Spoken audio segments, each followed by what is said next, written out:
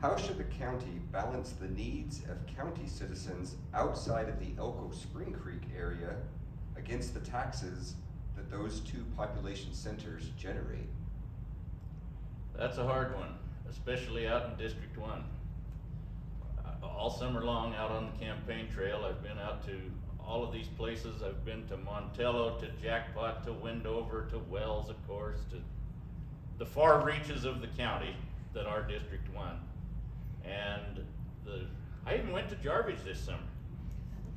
And the main issue that they have out in District 1 is that they feel rather ignored. And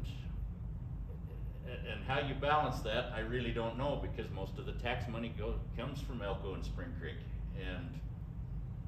But I do know that out in District 1, they feel kind of ignored and kind of neglected. And they were really glad that somebody even just showed up to visit with them. And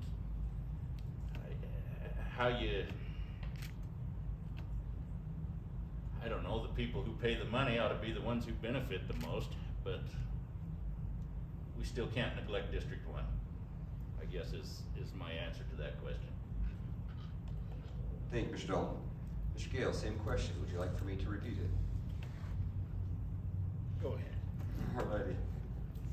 How should the county balance the needs of county citizens outside of the Elko Spring Creek area against the taxes that those two population centers generate? That's really a tough question.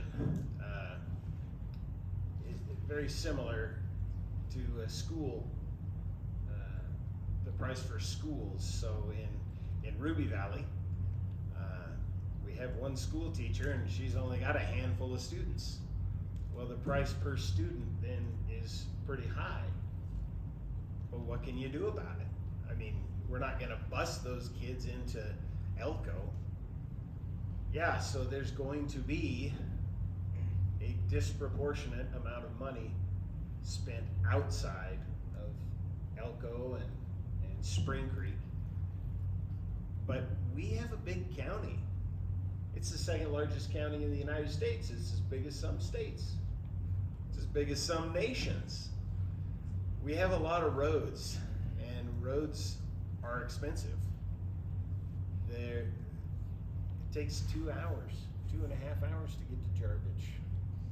It's a beautiful 2.5 hours, but most of it is road, rough road. Where I live in Ruby Valley, I've for years said that Ruby Valley has the finest gravel road in the United States, and I'm sure of it because the county spends a lot of money on keeping that nice every year. I talked to the county roads supervisor, and he said it'd be about 1,000,000 times more to 1,000 times more to pave the roads. So I don't think paving's going to happen. But okay, so all the money from Elko and Spring Creek are not going to go out to pave the roads in the rest of the county, but there will be some disproportionate usage of money if it's fair, because Elko benefits, everyone in Elko benefits from easy access to beautiful places in the rest of the county.